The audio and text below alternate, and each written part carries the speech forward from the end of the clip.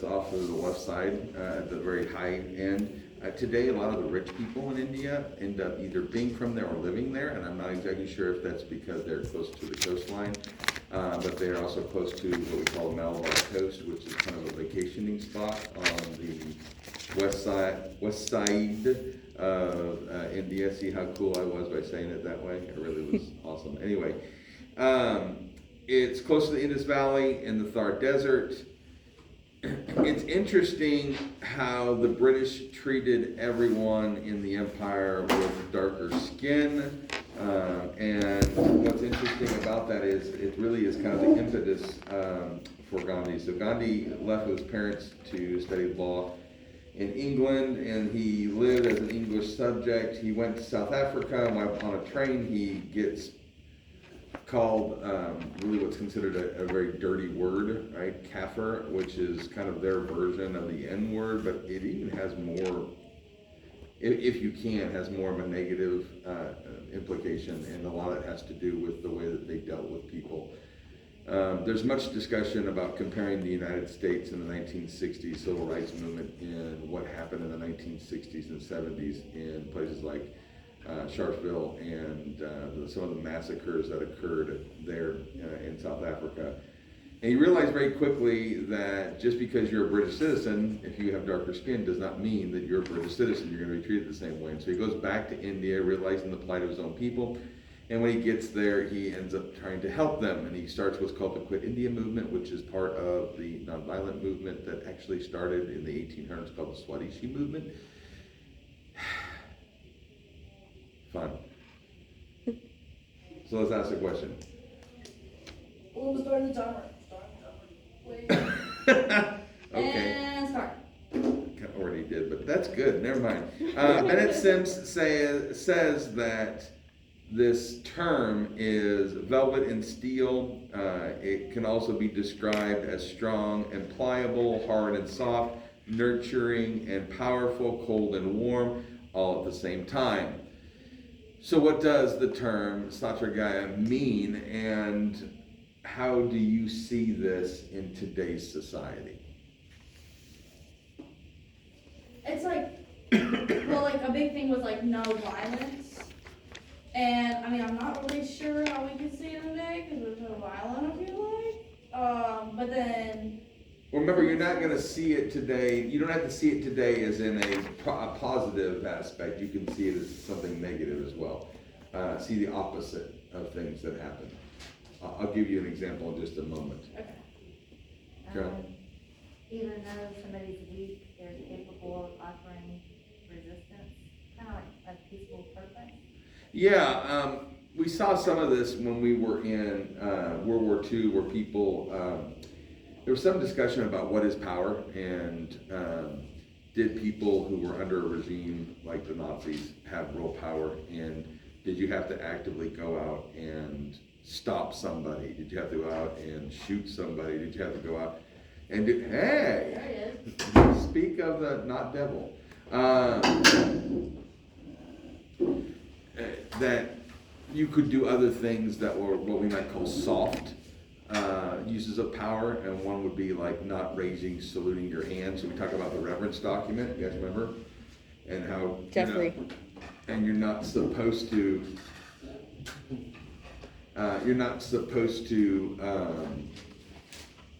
get my mind all over it. You're not supposed to give reverence to someone who's a bad leader, right? Right. That's actually something bad that you do.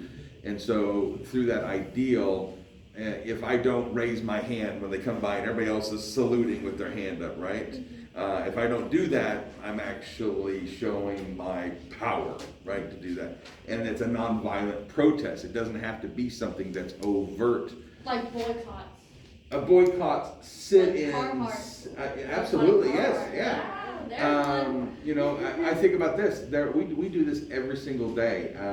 If you know that most chocolate around the world is made by essentially slave labor, when you buy chocolate that has that stamp on it, that it's been produced using fair practices and everything else, and if you don't know what I'm talking about, go into a store like REI or Whole Foods Yeah, I was gonna say or Whole Foods, okay. Fresh Market, things like that, and you'll find candy bars. Now, granted, they're like $5 to $7 for a candy bar, but they'll have a stamp on there that says that. Me, as an individual, I can show my power in a way by Like- not buying those things, right? Or when By making- vegetarians tell people to not buy like meat, that's, if you're against like killing of animals, right? And very apropos for we're talking about India, right? And the cows value, yeah. special. Cows, but all sorts of animals are, and there's a whole discussion about that we can't have today. But anyway, but yeah, there are ways for you to do that, and I think those are all in line with what he's talking about. What else could you? How else could you define Satragaya? Yes. So one of them is like, they're saying that men and women have a personal bravery that like against armed warfare, and I thought that was interesting because you would think if they have weaponry, you would be like scared, you would be fearful, but they have something so resistant and powerful that they are going against even something that could be deadly. Yeah, there's a document that we're gonna read. I saw a hand over here. Does someone raise their hand? I Okay. mean, You're talking about hers or? Yeah. the one, Go ahead. I don't know, it says something about rather, when they're getting like attacked, they'd rather be the ones to, I don't know, kill themselves than like be forced to do what they didn't wanna do, you know what I'm talking about? Self-emulation, They don't immolation that we talk about in like They'd rather- Vietnam during the war where they would light themselves on fire as a matter of protest. But I would say that Gandhi would say that's actually not okay.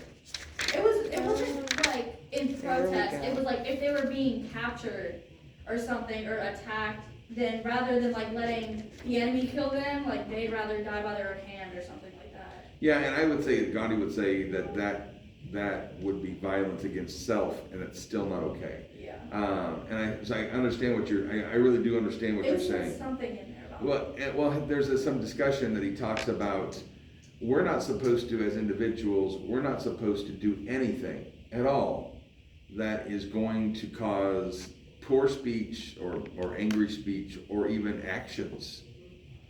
So I'll give you an example. We talk about the Black Lives Matter movement that happened in Greenville. And I don't know if you guys heard this or were part of this and saw this.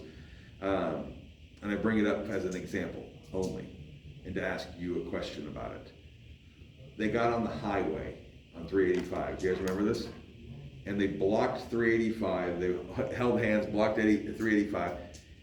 And that initial group didn't do anything but stand there. Yeah. And we would look at that and say, oh, okay, that's okay. But according to Satragaya, is it okay to do that? No. Because then it encourages foul or bad thoughts and bad actions and stuff. Right, so no Yeah, one really on their wants... group. Huh? On their group. On their group, yeah, Yeah. absolutely. Somebody actually A small drove into portion of somebody. Well, I Group. mean, Put an action that made trouble for a lot of people, Right.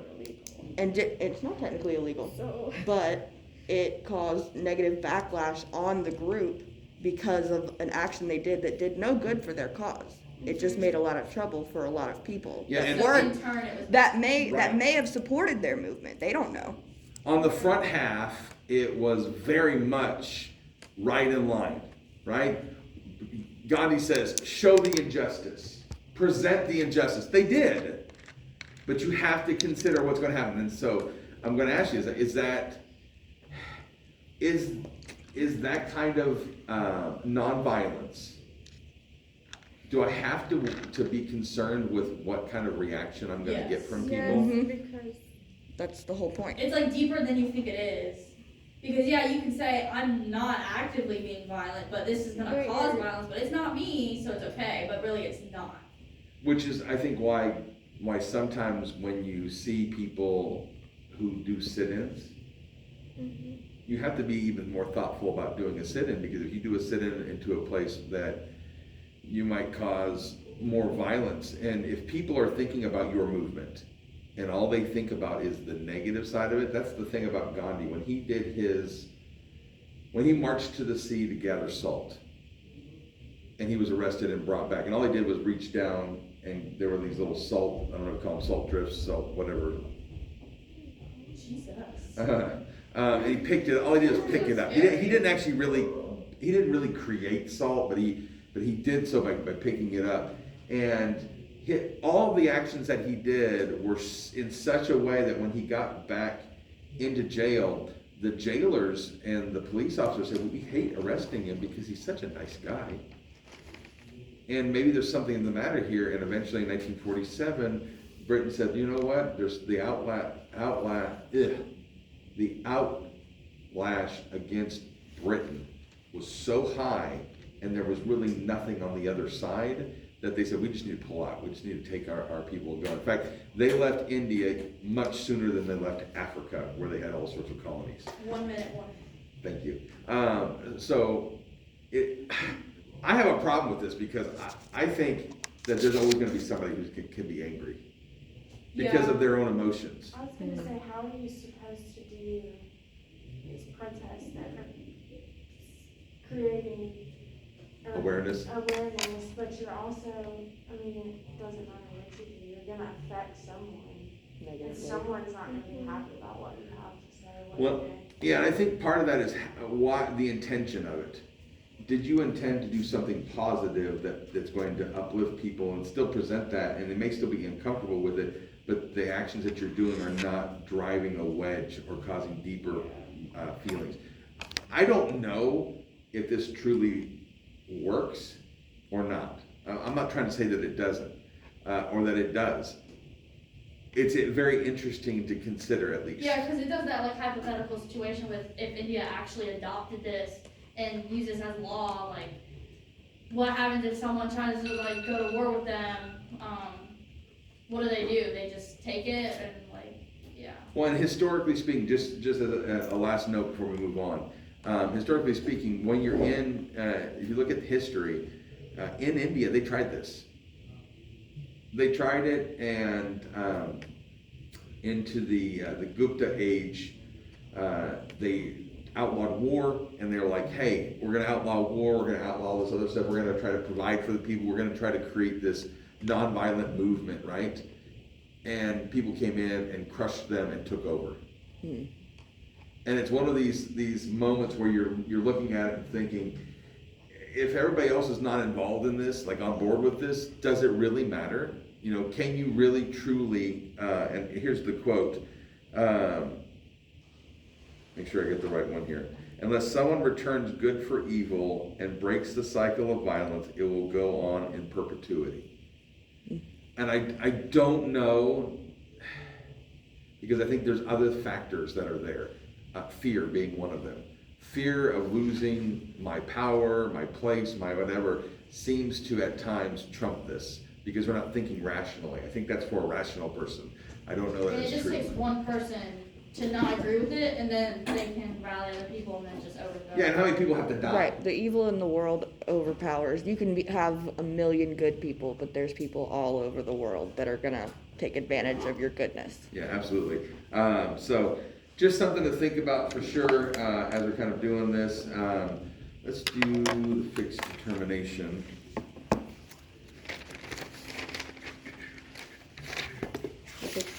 Is that for? That's the Nightingale? Florence Nightingale. You ready? And go. All right, Borenstein is a journalist, a blogger, written several papers covering social reform. He's writing at this time about Florence Nightingale, who was born in the early part of the 1820s during the Victorian age, and she died in 1910. She was like 90 years old, which is pretty impressive. She was educated at the time, which is super unusual, right? And why that is because of the Victorian era, right? Unless you had money, typically you, as a woman, you're not going to get educated. But if you do get educated, typically, if you did it in the sciences, that was for fun. You didn't really get a job. But it wasn't, like, it was frowned upon for a Oh, wealthy absolutely, woman. yeah. And The only her reason- dad was like, you're No. Yeah, the That's only just reason crazy. why is that your family is affluent enough that you are allowed to go ahead and do certain things that other people weren't gonna be allowed to do. So obviously her family had money, and they were well off. If you were a woman during the Victorian age, you covered all the parts of your body. You know, if you had it up to here and down to the ankles and people didn't see your body, your job as a woman was primarily homemaker and having children. So to get the best match to be married is really what people sought after. And it doesn't mean that there weren't side groups that were, boy, I hate using the word liberal, but we'll just use it as a placeholder, right? But they were a little more progressive is the word I was thinking of, right? They're a little bit more progressive, and you see this throughout the 1800s. Louisa May Alcott wrote about Little Women, and if you read about that, there was some discussion about the Enlightenment that was there, the temperance movement, and so on. And you tended to see things like this, especially talking about women's rights, which we're going to get to in Unit 8 and 9 and 10. But there was a push for that, abolitionists and so on. But in here, very, very difficult for her. All right.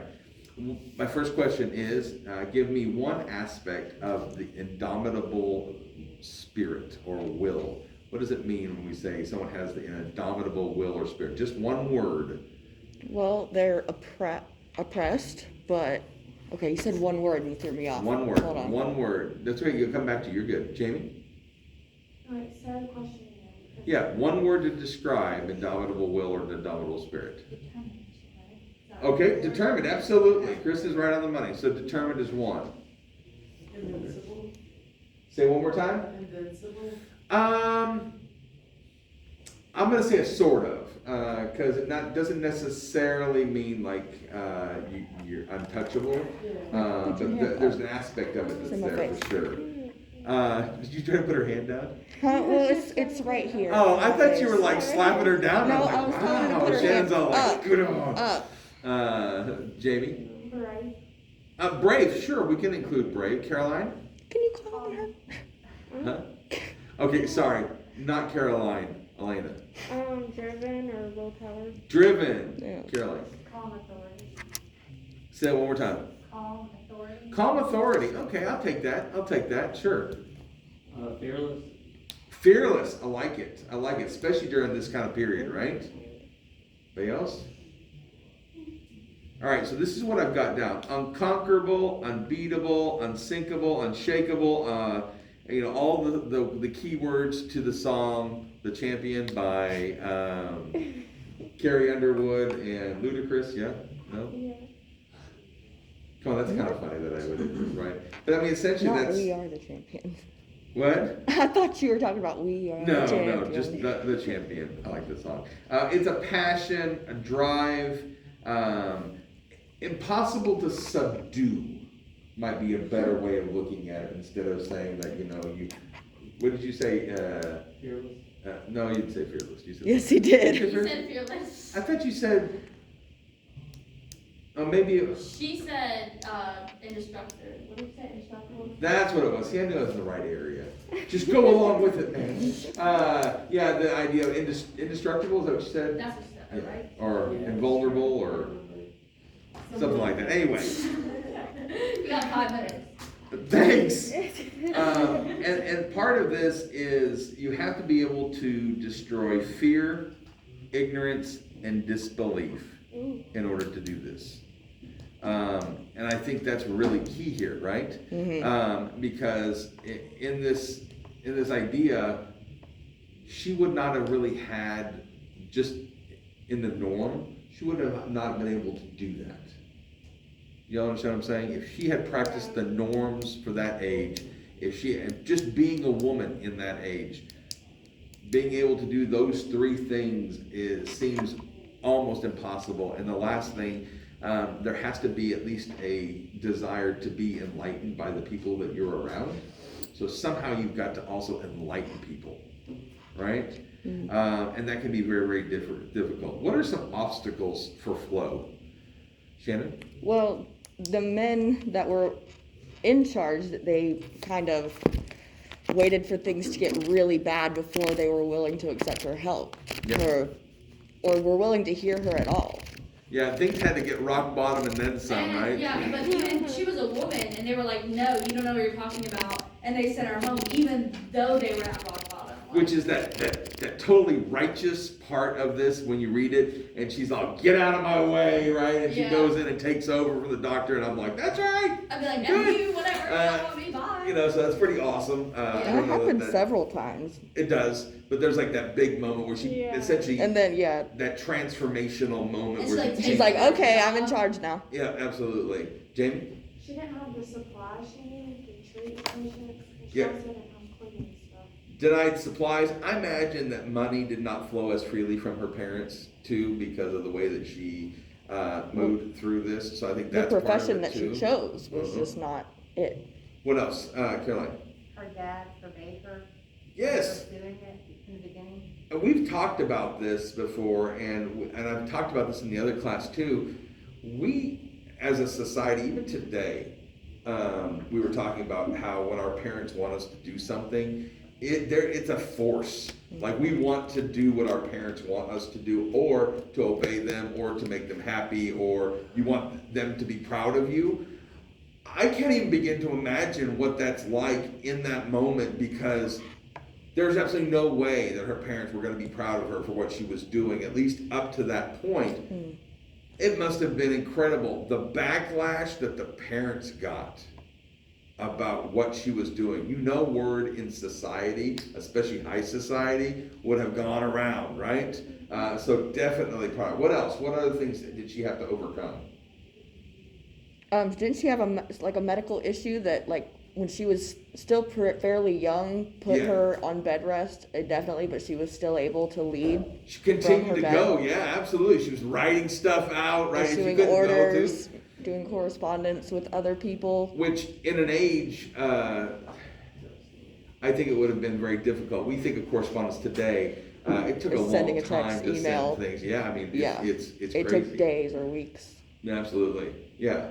Like I was like thinking like, I guess like women in that time, like most of them were like thinking, you know, for marriage, that she refused, or even though she found like it was, she found a suitor for a marriage, but she declined it. And she Okay. let her work.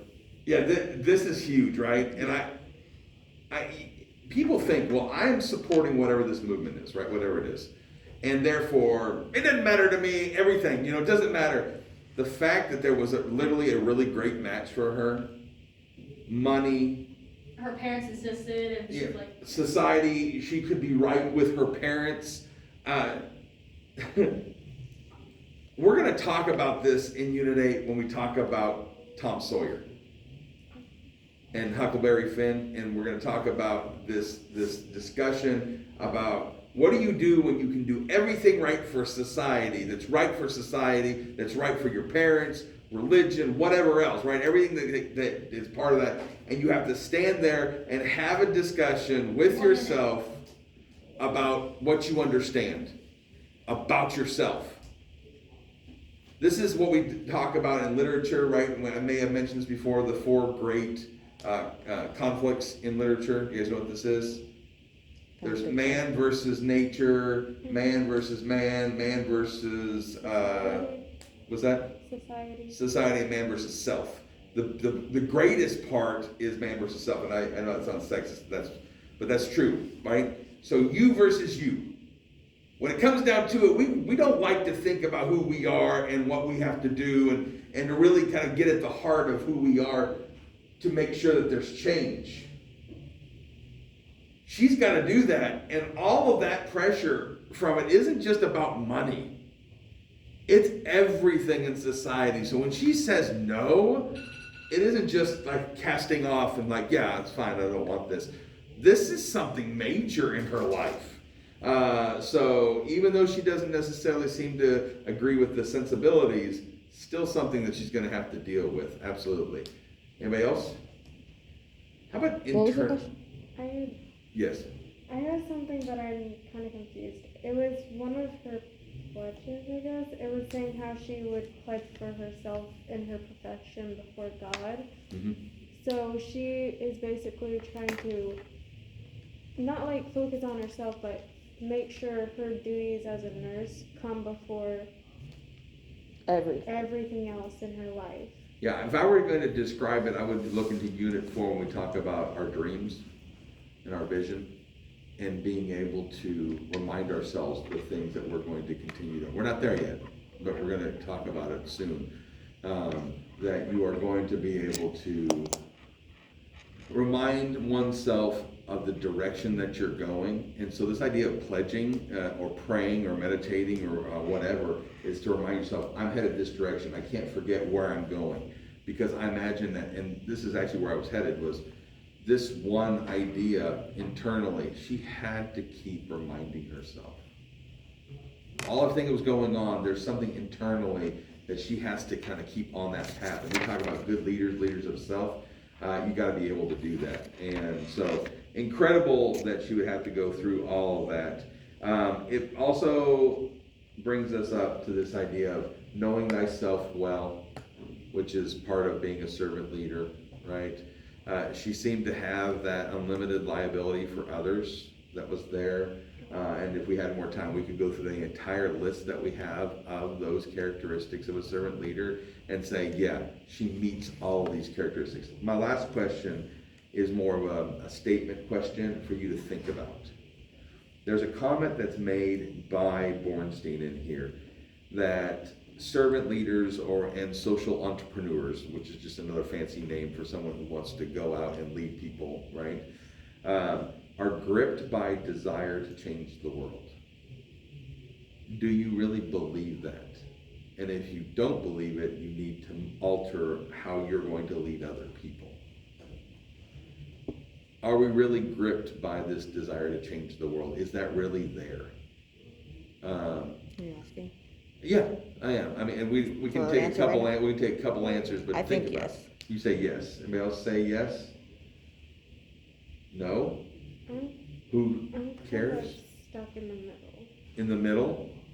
Well, I think it's always in the middle because not everybody feels the same way. There's going to be people that are acting not because they want to change the world, but because they want to get what they want. Okay, so and that's actually a no. It's a no answer because Bornstein's actually saying that it's true across the board. That no. These people just are gripped with this kind of desire to continue to. I think there are some people who are that way. But I don't know that I would say all. When you say servant change leaders the are that world, way. are you specifically talking about good change, or can it be any change? He just says change the world, and I guess that might depend at the time because people would have seen this change as not a very good change during the period, Mhm. but afterwards they'd be like, yeah, that's great. Look at what Well, happened. then, no matter if you, never mind. Go ahead. You sure? Yeah, I lost it. Just think about it. I was just gonna say, like, how many, like, entrepreneurs, I guess, went in thinking that they were gonna change and make differences, I guess, in some people's lives, but then they had a certain, I guess, a conversation with some workers or whatever, and it changed their mind on how they focus on leadership. You know, I think you're right on the money. I think that there are times in which we're not Florence Nightingale, we fail. Or something happens and it changes our mindset, right? It changes the way we're driven towards that. Not everybody has the indomitable will. It's awesome to have if you've got it, but sometimes it takes a whole lot of practice and a whole lot of determination. And I wonder how much we don't know and how many times that she failed. Let me go ahead and go to our next one, Becoming a Servant Leader by Isabel Lopez. Isabel Lopez was the president for the Lopez Leadership Service. She also was a proselyte, if you will, for Robert Greenleaf. She is a corporate executive for a number of Fortune 500 companies over her life, and she conducts leadership seminars, companies, and so on. She's written actually a number of texts, Faith in Leadership, Reflections on Leadership, The Wisdom of Servant Leadership, and she is also, much like Woodward that we talked about in Reverence, she's also a humanist. And so she believes in the ability of mankind to do things, to be able to change the world, to kind of rise above, which I think is also interesting. On page 101, there is a section that begins with, do the served grow as persons? And then there are a bunch of characteristics. If you include that first sentence, there are 6. Give me one of those characteristics that I know that I'm a servant leader. Go ahead, Caroline. The serve become healthier. All right, they become healthier, wiser. You're like, crap, I Where'd it gotta go? get on. I'll look at Freer. it. I'll look at it. Freer, Caroline. More Autonomous. Yeah, more autonomous. Which just means that they have more freedom to do whatever they want to do, right? You've ever been in a job where someone stands over you like, do this, do this, do this, the micromanager, and it's someone who says, hey, Caroline, you're pretty awesome about, things that you do, and you're really good at this, so go do this and make us That's when a proud, servant right? leader. That's You have not autonomy becoming- in doing whatever job that is that you have. No, it is. Page 100. is I'm on no page longer 101. That's becoming not on a there. Servant leader. I remember reading that in the servant leader. I don't remember reading that in this. In what? It was In- the one that was messed up, remember the page numbers were messed up and you told me. I fixed that, by the way. Well, where's the right one then? I did. I went that Maybe day. it's a Oh, here it different is. one. Maybe I just clicked on the wrong one, but. Gotcha. I did fix it. Okay. I know I did. So what have we already said? There's a couple of them now. You said autonomous. Wow, thanks. Yes. Pile on, Caroline, come on. Yeah, and let me know, seriously, I'm joking. Send me, if it's true that there are other ones that are messed up, send them to me so I can fix it. It took me like 30 minutes to fix it because you have to go back into the original document. It's crazy. So we've got healthier, wiser, freer, more autonomous. The last one. More likely to become servant. There you go. More likely to become servant leaders. And that first one I said, they grow as persons. Just in general, they grow. This is why when we come back to Harriet Tubman and we ask the question, when she's willing to use a gun, why she helps the bulk of people, the person that the one, if he's dead, is he healthier? Yes. Is he wiser? Does he meet all these criteria? No. And the answer is no. And this is one of those things that's kind of a difficult point, right? And what if we talked about lying, and we did, and we talked about Paul? Is it possible that what he does is not going to fit these characteristics eventually, because maybe he's teaching somebody else to be worse than what they are by accepting that? Maybe they don't understand the regulations that are in his mind about lying, and so they just think, well, lying's okay to get whatever I want, so blah, blah, blah, blah, blah. So this is one of those moments where you ask the question, is that or is that not? And I'm not saying it is or isn't. I'm saying you have to ask yourself those questions, and these are good characteristics. All right, so if we continue down, we notice on page 101 and 102 that Greenleaf actually does certain things, 5 things, it's just so easy because they're all lists, right? Yeah, I was like, that's what I was looking at earlier, and I was like, Yeah, this is awesome for presentation, right? So give me one of the things that Greenleaf does to help him and why he's serving. Carissa. he took meditative intervals. Meditative intervals. And by the way, that could be praying, that could be setting out yourself off. I used to actually sit down in a room, turn the lights down. 5 So minutes. I've got blood pressure, high blood pressure. I've had it since I was 17, and I was in great shape when I was 17, and I still had it. And we're talking like high blood pressure. So since I was 17 years old, I've been taking blood pressure medicine. That sucks, by the way. But my doctor also had a holistic doctor for a while. He's like, sit in a dark room and meditate. He's like, sit very still. He said, you need to hum, do whatever. He said, but think about your blood pressure coming down and your heart rate coming down. And I'm like, oh. And I started doing it. And you know what? I actually dropped my blood pressure significantly and my heart rate doing that. And so I think sometimes when we think about people who meditate, it can be that, but it can also be praying. It can also be going and staring at something. The Japanese are really, really good at this. When you go to the tea ceremony, you go through the little door and you look at this picture on the wall, and there's a poem that's there, and it's something really beautiful. And you're supposed to meditate or stare, reflect upon what that means in your life and who you are. So there's all sorts of kinds of meditations that go. What else? Number 2. Analyze his dream. Analyzing the dreams. You That's skipped my favorite one. Yeah, I mean, sitting daily and thinking about what is it your dreams, how you're gonna get You there, sit down. and all of that. Shannon? He engaged in conversation with people. Engaging in conversations with people, Nicely. absolutely. And this is like Leo. And this is the best example that I have for this. So when you're looking at this, Leo did that. He did it with everybody. The artist, that's what he was doing. When he had conversations with the men that he was around and he was helping them, he was having conversations with people. Yes. I have a question about that. Okay.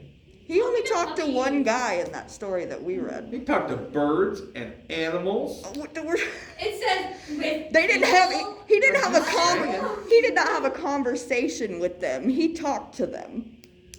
Okay. So let me ask you a question. Does that mean that the only example that we get of Harriet Tubman is "I'm going to shoot you"? That's not a conversation. That's just stating something because we didn't have the full story. If you take a pattern, this is what I like doing. You take a pattern of what the person does.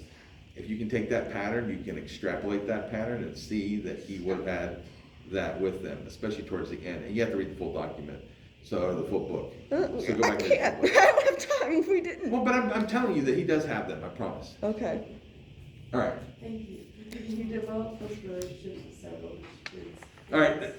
Institutions. This is hard, right? Institutions. Having a relationship. This is more like a business idea, right, than necessarily something else. But it can be like non-for-profit agencies. Caroline? He became interested in the ethics of the company. Yep. Focusing on ethics. We're going to do that next unit, so we're going to have a good time with that. And then the last one. That's part of that. Well, yeah, develop relationships with others that had similar interests. That's right. Find people who are like you. It's okay to find people who you can call your inner circle, the people who you spend time with that are more like you. And I can recharge with people like that. I don't know what it is, but there are people that I'm like, ooh, you're like me. This is kind of cool. I try not to just focus on those people because that can also be kind of damaging to yourself. But he does develop those relationships. In fact, the best relationship I ever had was with a guy who was probably 20 years older than I was. And he became almost like a mentor to me. He and I were like almost identical, but he had gone through so much that I had not gone through yet. And he really helped me in the different stages of my life to become a more mature adult. I remember one time he came to me, he says, you know that thing you do right there? I like to push people's buttons, not here, but like when I get out, I like to just do those things and watch what happens. Like agitate people? No, not agitate, but I, if they're heading in a direction, I might help them in that direction to see what happens.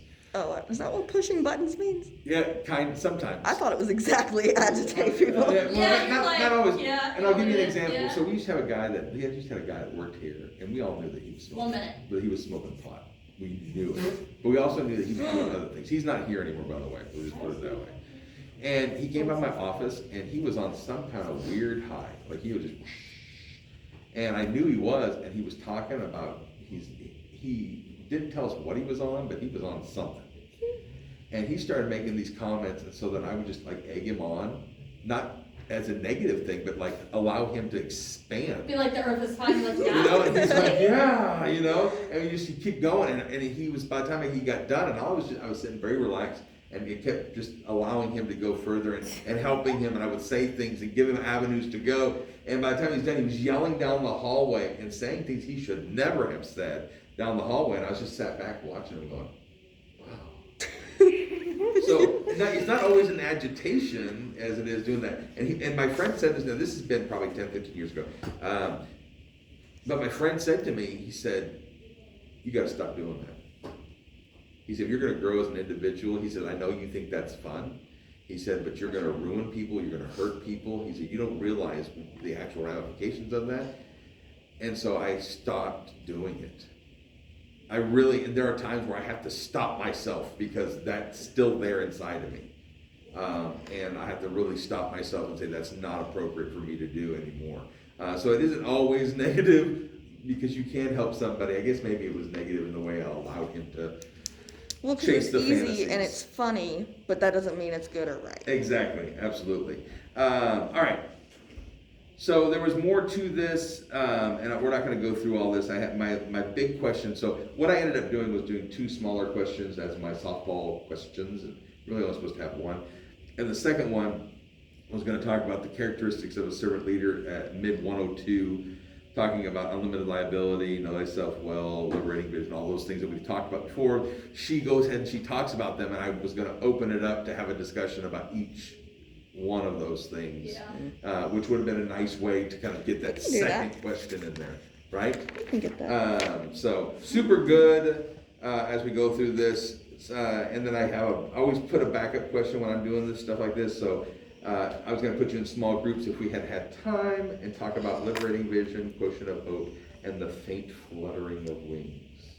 Would love to do that. Which are, Would love to do that. yeah, there's some really good stuff in this. All right, so as promised, we're going to go ahead and go to making the meaning of being bad. You have 20 minutes. You are the alpha in the classroom. You didn't have and to so do you go. yours at all. You know, why didn't call it out? in the Because. What's the matter? chat? It's not the group chat, nothing, it's fine. All right. Alright, as promised, I'm prepared. Okay, so this was written by Barbara Kellerman, who is a professor of public leadership at Harvard's JFK School of Government. She helped found the International Leadership Association and has a PhD in political science from Yale. Most of her writing concerns good and bad leadership and the difference between the way men and women lead, focusing heavily on political leadership. In Making of Meaning Bad, she delves into the two characteristics of bad leadership, which is ineffective and unethical leadership. Now, my first question is, can Hitler be classified as a good leader even though he was clearly unethical? Because he accomplished his intended goal. Good question. Marissa? So my answer, so like towards the beginning, they were talking about him as like a military leader before he was like, do whatever he did, you know. The dictator Yeah. over the And whole like country. in that aspect, he was a successful military leader and he did everything that he was taught to do and he grew from that, which led into bad things, but like at first, or like in that moment, yes. But I Okay. guess your question is like broader, but that's. Sorry, yeah. No. I want a lot of answers. Who else? I want to answer. Yes. This is a great question, right? I mean, this is, I mean, it was out there. It was a.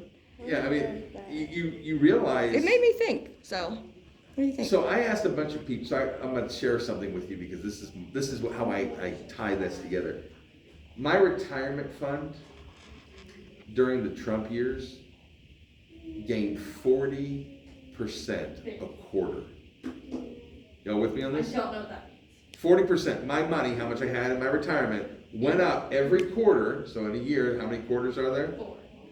So every quarter it went up 40%. Yeah, that's crazy. 40%, I think that's a lot, right? right? And I remember, because I didn't vote for Trump, but I was like, well, the guy's kind of a jacker, but if my, hold on, let me follow on. If my money keeps growing like this, I could retire early, is what I was thinking, because I have a state, I don't have a state plan, I have like actual money in an account that is growing. So I took the non-optional state route, and I was watching this thing grow, and every single quarter, and I was like, yeah, that really covers over a lot of stuff for me. I knew about all the other stuff, but I was like, can I live with this person? In fact, I almost wanted him to be reelected because I wanted my portfolio to grow. Do you understand what I'm saying here? Yes. For one reason. Yes. Nothing else was really on my mind And it was except for personal. that. Every time it came, I was like, woo! Like the first time, like 48, then 45. And I was getting so excited about it that I could actually dismiss All the other bad stuff. all the other stuff that he was doing and all the other stuff that was coming against him. And I was thinking about the Bobby Knight example that was in there. This made me think. Yeah, go And ahead. I was like, well, maybe this is why people in Germany who were suffering so greatly during the 1920s and 30s because of reparations. And you have to go back and look at the context of what's happening. And someone comes up and says, oh, by the way, it's not going to take a wheelbarrow full of money to buy a loaf of bread. Now it's only going to be, 30 cents or whatever it's going to be. And he actually created roadways, projects. He created, there were things internally, domestically that he did away from the other stuff that he just did that were amazing. I would not call him a good leader. Do not go home and tell people Mr. O'Brien says Hitler's a good leader. That's not what I'm saying. But there was part of it where I can stop for a moment and say to myself, I could see the average person who is starving to death accepting the outcome of, not the deaths, of the domestic things that he did that helped the country with Improve money their and whatever lives. else, and that they were willing to fall in line. I'm not saying it's right. I could see and understand that. Yeah. And I don't want to see and understand that. Do you understand what I'm saying? I think it's horrible. He's a horrible leader, unethical leader, right? So it's really like his timing that made it. I don't know. That's the problem of the person. So my answer to the question is, he's a horrible person. He is unethical, but his domestic policies that were there about economics seem to go through, and that's why I brought Trump up, because I thought, am I that person? Would I in World War II, if I had been a German, would I have accepted what the people were doing because economically, in one area it was going well? That's the basketball team. They were benefited winning you. championships, so we're gonna overlook all this other stuff that's there. Oh yeah. Sorry. This question literally made me think about Donald Trump because I live in a house with 2 avid Trump supporters. Really? And most people our age weren't aware of that kind of like retirement growing benefits, but they tell me all the time about how many great things he does and how it negates the horrible attitude that makes me not even want to listen to a word that comes out of his mouth. Right. But yeah, kind of different from Hitler. Not quite as bad, I would say. He's not he's not on the same lengths. I mean, But- we could try to put him there, but I he's mean, not he there. almost got us blown up. Huh? Well, yeah. There's like, and by the way, if you're we should probably go ahead and say this. If you're a Trump supporter, it's okay. Yeah. You can be a Trump supporter in here and not have to worry about backlash or anything else. I think that's the thing that scares people about talking about why they do things, stops them from ever growing or talking about why they are. And I think it's wise for you to be a supporter, whomever it is that you like, but be aware of why you are, and then be able to explain it. I ask my in-laws all the time, and they're same, and then maybe that's why it's in my age, but they're like, oh man, he did this horrible. They voted for him. It's horrible this and horrible that and blah blah blah. We didn't expect that, but man, our retirement's great, and the gas prices were low. And Yeah, that's the only difference run that I down, know like, about, There's like 3 or for 4 sure. things that they say and parrot all the time, and they really love those things. And I can respect someone telling me why they support somebody. I might not agree with them, but I respect the fact that someone can actually say, I support them because of this, versus I voted straight party line because my parents did this. I would rather someone be able to tell me why they did something. Sorry, I just totally took over. I apologize. That's why you got 20 minutes. You're showing me how to do it though. Okay. So should I leave that as my soft question or can I do another one? You can do another one. Okay. You got got time. 13 minutes and 30 seconds. Oh God. Took 7 minutes. Tell me if this is the same question or Okay. not, or if it's a little different. Okay. Can a good leader lack either of the 2 qualities, ethical or effective, and still be considered a good leader? Is that the same question? Yeah, it's Okay, closer. I have other ones. Okay. Go. Is it ever okay to lie, cheat, or steal in order to achieve goals for the greater good? For the greater You good. got your question back in. Look at you. For the greater good, yes. Yeah. As long as it's for Yes, it the is, greater. But absolutely. then everyone's like, well, everyone has their own opinion That of their could be- greater good and their. Yeah. Man, I That's would what not have made Grindelwald it through said. life without a lie. Here and there. Because you say everyone has different realities. So, what? I didn't say that. See, Go this ahead. is No, wait, but that's like a fact. Everyone has different realities. So, like, Is it a fact? Hold on. Stop. Hold on. I'm not gonna let you do that one. You actually just made a statement of fact and truth and pushed it on everybody. It's a fact that this is it. Be careful. Say, I think that this is, but I'm not sure we could say that everybody, that's a desire for everybody to have different realities. But, like, is it like you see stuff, like you. Everybody has different perspectives. There we That's go. what I meant, perspective. Okay. There you go. So everyone has different perspectives. So, like, Hitler, his for the greater good was to do whatever he did. But, like, so you can't, I don't know. No, I think you're on the right Because your track. definition of the greater good is different Yes, for Elena. everybody. Okay, so this is going off what she's saying, but not like completely. But I was thinking how you were saying, is it okay to lie? Well, Hitler did a lot of propaganda and lying, but no one knew what was actually going on, and if they did, they were in danger for their lives. So even if they knew what was going on and if it was a lie, if they didn't, they would just go along with it because they thought that it was benefiting them, that this was the blame and they were causing it. Yeah, Chamberlain So knew I what was don't know going if it on. was good, like technically it's not good, but he had a leadership in a way because he got Oh, to you mean it was control- effective? Yes. Okay, not good. okay, I got you. This is what I was gonna say to you. I'm sorry. I was just gonna say this to you. Maybe what we need to do is define effective and ineffective. Okay, yeah. Good and Well, bad. I skipped over those. Yeah, I was gonna, well, I Well, was what gonna, about the lying one? Well, Right. yeah. But I mean, I've heard at least 3 times people using them almost interchangeably, and that's what Kellerman's actually trying not to do. She's trying to say, no. There's yeah, a cause good see, I leader didn't know versus- she was talking about effectiveness. Right, So yes. let's go back to that. What constitutes an effective leader? Getting your goal. Yeah? I already answered a lot. I'm done. Caroline, you're good. You can Okay. keep talking. Getting their agenda accomplished in what they wanted to accomplish the right way. Mhm. Ooh, there's that ending thing you just said there, the right way. Depending on who, right? I mean, that's a, Yeah, I mean, not necessarily, right? The right way kind of falls more into the ethical category. it could, or it could be one of those things where, and it comes My down to. right way is different than your Right, right way. so we could all say we wanna each earn $1 million and we're gonna do it the right way, and I'm like, yeah, I'm totally gonna steal it. The right way. Because that's my right way of doing it, cause I don't have a problem with, and I'm just saying, I do have a problem with stealing, I'm just saying, like, I Yeah. could be that person that says that, you know, that actually right now the White House is dealing with a whole bunch of stuff you guys, I love talking about this part, cause it's fun. They were looking at jobs and the number for the loss of jobs has just like plummeted. What is that? Wait. So there are when a There's a lot president of says numbers. I'm doing a good job, normally what they point to is they look at the economy and then they look at the number of jobs that are created.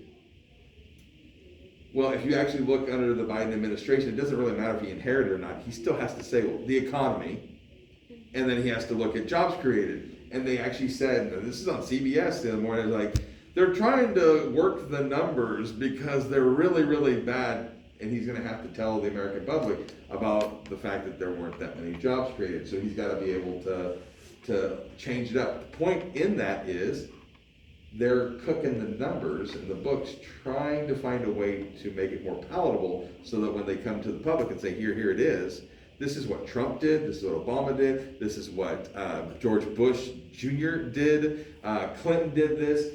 You always kind of cook the book. So when you talk about the right way that Caroline was talking about, they would say, well, this is good because if we can make it a positive image, then the economy's going to grow because there'll be faith in the economy because I didn't say bad things.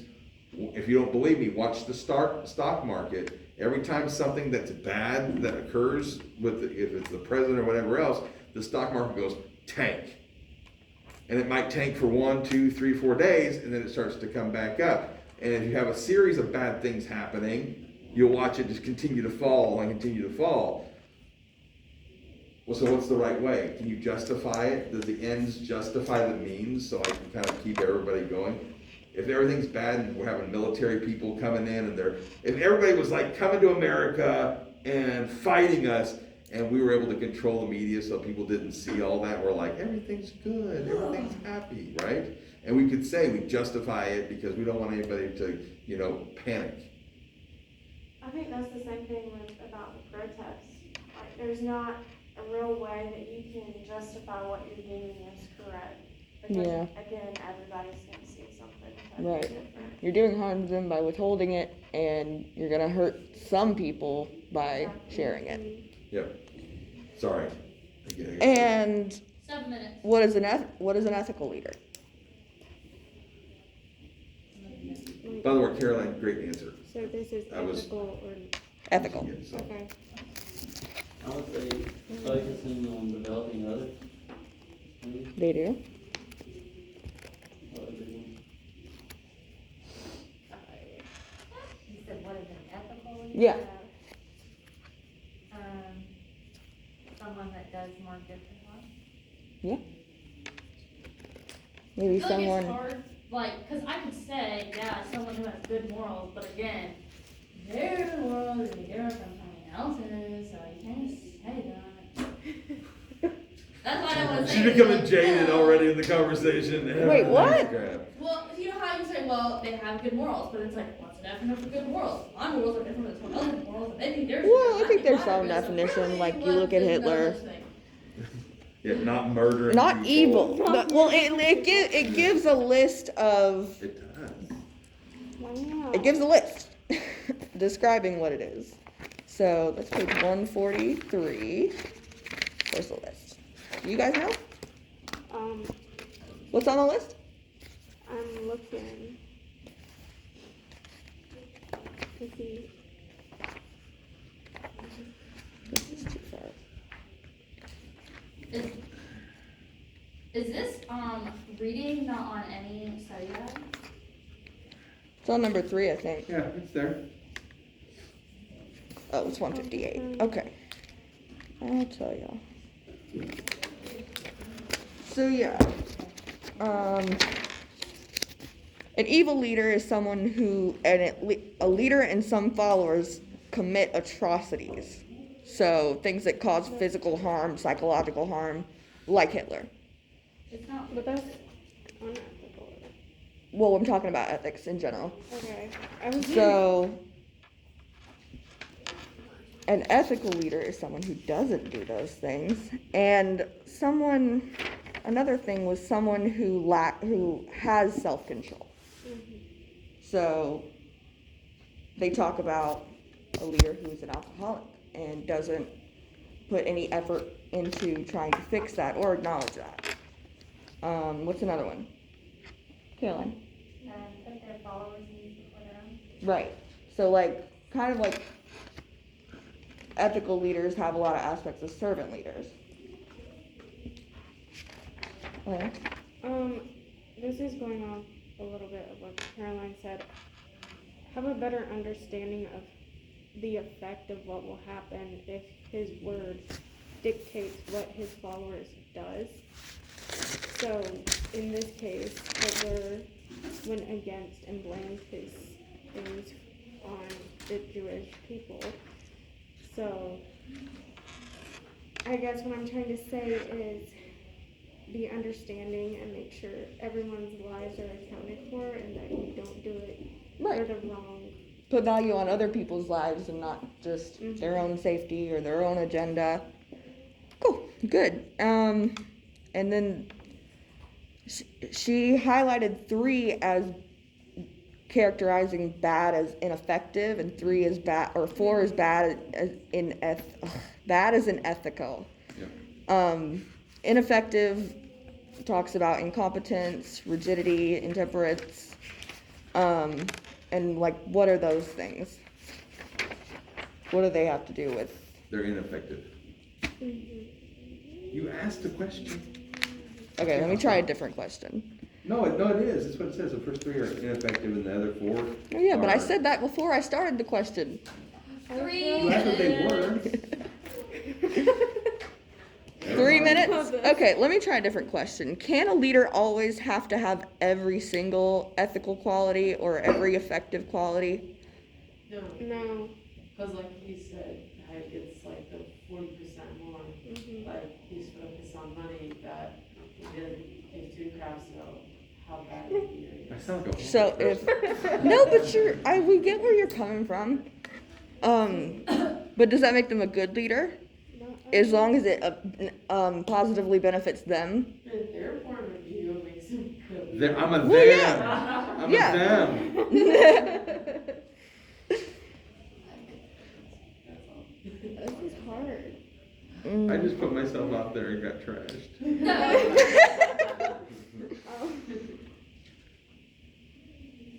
No, didn't Biden say he was gonna forgive the first 10,000 of everyone's student I wish. I don't He think said that's. that, and that's why I got one, and then my dad was like, yeah, he's not doing that anymore, and I was like, okay. Great. I got screwed. So in the moment, I was like, I don't really care what he does. He said he can pay so What much about, student loans, so he's doing something. What about followers upholding evil leaders? Are you evil if you commit acts under the compulsion of an evil leader? That's a good question. You're So- responsible for yourself. Hold on. Mm-hmm. So I think that's at least a starting point. Yeah.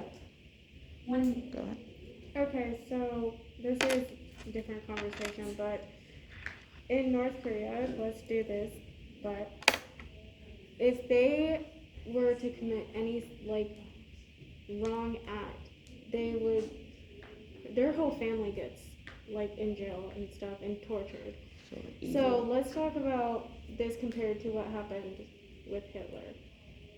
They would find their families, they would torture them. So if they didn't comply and do what they said, they could potentially be in danger. So maybe they're not evil, maybe they have like an intention in their heart that they want to help, but they are not in the place that they can. Right, you're I right. don't That's think what it I was was gonna the- say, if Like, they're under threat.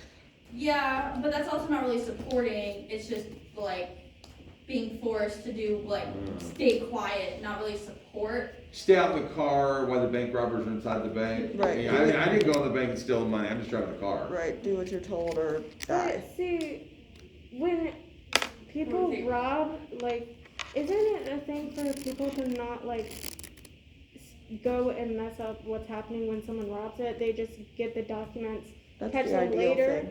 so that you don't get hurt in the process. Is that? What did you? I guess I missed it. I missed It's like what's it called? It's best not to disrupt the robbery. It's like an actual thing where like I guess a security guard just watches and documents everything, but they don't necessarily always stop it because someone could get hurt in the process. No chase policy. Yeah, I know. If yeah. someone's stealing, I can't do anything. I but thought can- she was saying no snitching. Look at He was just them. like, I didn't see nothing. Did you like- get stitches? No, it's you don't. So Yeah, it's not part of his job to stop them. He's not a cop, he's a security Yeah. guard. He's in there to conclusion, observe. I don't think that you are evil for following a Evil leader. evil leader because, No reverence. well, like, If you're doing it for self-protection, maybe. but like also Ooh. just If it's life or death, I mean, But just because they are that way doesn't mean they started that way. So you could be following, they could be all chill and fine. But then let's say they're like, well, I want to kill this person. You're like, You're like, oh. You're like, I don't know, but maybe just one, like. Okay. I'm like, this one Carolyn has a time. Not again. It says that followers can be bad too. Yes. Because if you Yes, sit it back does. and just see that somebody's doing something wrong and you don't do anything about it, and some then followers someone's do taking part. that to Culpable. like accumulate favor from a leader. Yes. Mhm. So here's my idea. If someone is capable, and like, I think there's different ways you can help. If you know that you are not capable and you're in a situation with a bad leader, you basically are either neutral or you're just a follower. If you are capable and Of stopping. maybe you're like following, because there was something, I don't even know if this is factual, I was just reading about it, but some people were spies and they got information from the Nazis, Yeah. but they still helped. But it Still was helped. like You mean like free in the- people. They spied, they got information. They helped free people. But Yeah. it's honestly based off of how much you can do and what situation you're in. I don't know. Maybe it is. I don't know. But I there's think also, that like- we are obligated, are we not obligated that when bad things are happening, like bad things are happening, Yeah. that we don't stand by? I'm not talking about all the things that are on the periphery or on the, on the margins, like these, like spies or the special circumstances. Right. The average person who falls in line with somebody who's doing something heinous. Right. no matter what it is, even if your family's gonna be harmed. This is like Paul, right? He had to come to terms eventually in Hotel Rwanda that he wanted to try to protect his family, but he also knew that he needed You to have go to do ahead and something. still do something. We are compelled to do that, and that's been a discussion for really the ages, Right. is being part of that. If Caroline didn't do anything, but she told people that she didn't really like it, privately, and she went into her house and didn't do a whole lot. But she didn't actually do anything. But But she didn't do anything to stop it either. Is she still culpable? Is there still part of that she's responsible for? And I would actually say yes. So like, let's say, but what I said earlier when I said that if you were following someone, they weren't always like that and whatnot. So like, let's say, but they might not know that they can be like not brainwashed, but like slowly manipulated to think that, oh, I've been following this person forever. They've always done good. This is just a means they have to use to continue to keep doing good. So this is they like justify it because they've been following this good person for so long that they would be like, oh, they're doing this for a good reason. I might not see it now, but like there is a good reason. I can't like, tell let's if say my you're dad's married to a doing serial that. killer, you love them. I can't tell Okay. if my dad's doing that with Trump or not. Then Oh, you maybe. find that they're killing people, but you love them because you're married to them. But like, Wow. Are you talking about your life? what? She's like, this sounds like some like Ava Peron and the Perons. It's like, well. I'm trying to think of like, What? No. like if you're so convinced that I'm following a good leader, and they probably were genuinely good, and then all of a sudden They they come turn out. bad? They're like, well, they've always been good. This is they're the deeper reasoning. I don't understand it, but they do, and they're probably good. There's hope for them. I try to follow them because there's hope. You hope that they can change. Yeah, like Who they talks did about this that? bad thing, but they probably have a good reason. I don't know it, but they probably do, so it's okay. Like I'll keep following them. Just because I don't understand doesn't mean that it's not. No, I think that's actually fairly valid. I mean, but that's not gonna be for everybody, right? Yeah. And that's the problem, is like, the general public, if they follow and they do so and they know they shouldn't do this. This goes back to what Caroline was saying about followers are held to a standard just like leaders are. You have to be very careful about what you are being part of. Step away from the things that you know that are wrong. Yeah. I need to actually stop. Shannon, you did a great job on this. Feedback is that you did a great introduction. I thought you handled me fairly well. When I start to get into too much, you can tell me to shut up in a nice way. Okay. You just say, I need to move, I gotta work on that. it's It's okay. hard. You just say, I need to move on. Or you say, that's a great answer, I need to move on. Or maybe we can talk about this after class, or we can talk about this, a little bit later. Those are good ways of doing that. And then as you go through this, I thought that your questions were good because everybody got involved. Everybody got to talk, everybody got to do that. This has been one of the first times where I've seen multiple people all the time going in, not just 2 or 3 people. Yeah. So kudos to Suggestion you. for leading the discussion, come up with multiple questions. In Just in case case. one of them is just like, Yeah. not really getting a response. Always have the backup question. All right, hold on, you're not done yet. I still have you for 5 minutes. All right, so I've got a couple questions about Billy Budd, so we can put Billy Budd to rest right now. So in the movie Billy Budd, there are 3 characters. Listen to me, 3 characters. There's Captain Vera, who's in charge. There's Claggart, he's the dude that gets punched and dies, and then there's Billy. All right. And I mean, he does, right? He gets struck. And just to make sure, and we did watch this. Yes. Good. All right, so there's also the drumhead court who is deciding what's happening with Billy. Why does Billy get brought before the court? Go ahead. Because he punches the closet guy and goes in, not intentionally. Not intentionally. Does Claggart do anything? You're gonna be the only one answering probably. No. Caroline, go ahead. I'm all out of Does he do steam. anything to him? He lied and said that he was staging a revolt with other men when he wasn't.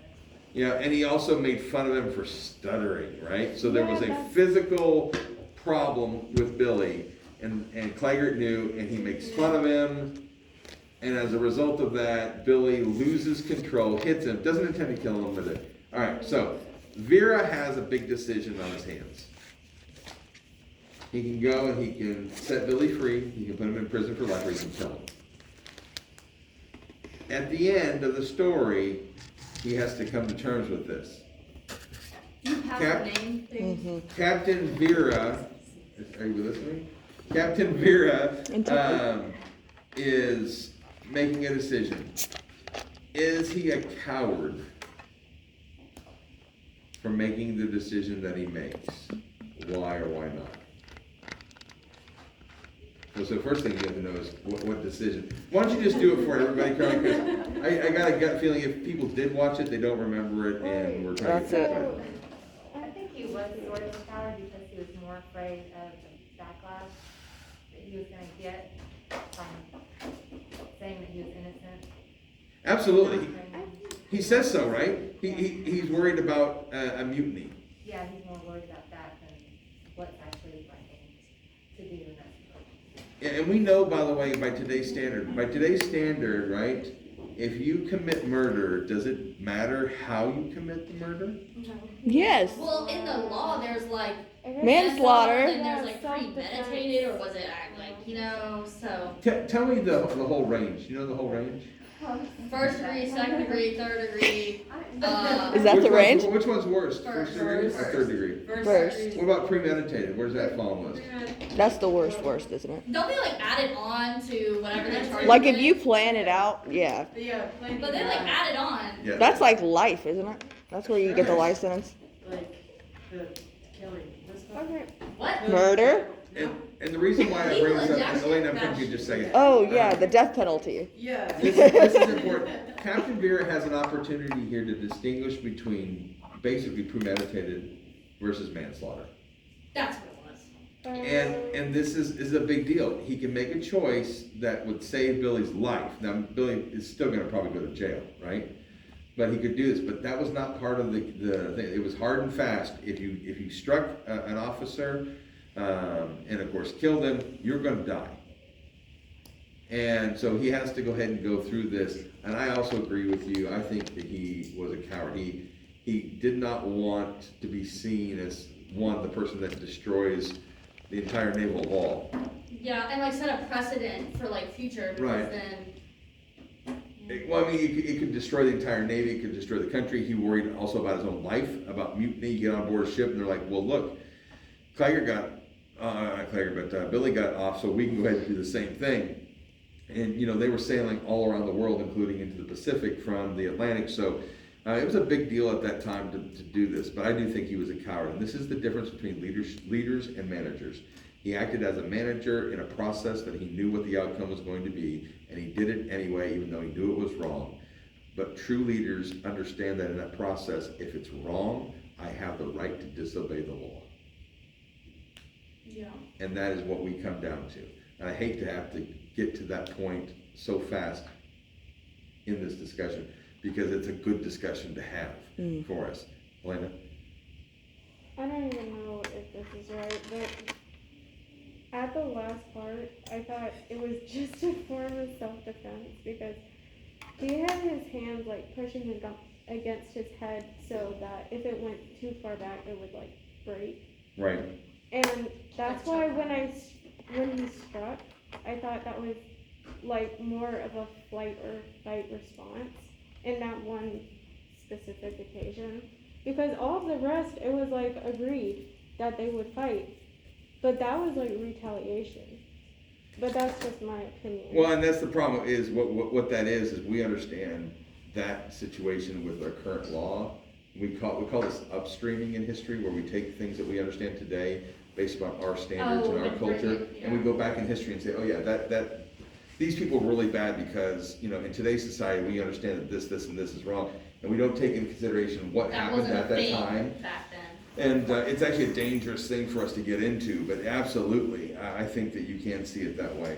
I'm so sorry, but we did get through all of our readings, I'm so proud of you. and we will start fresh on Tuesday. All right, so y'all have a great time.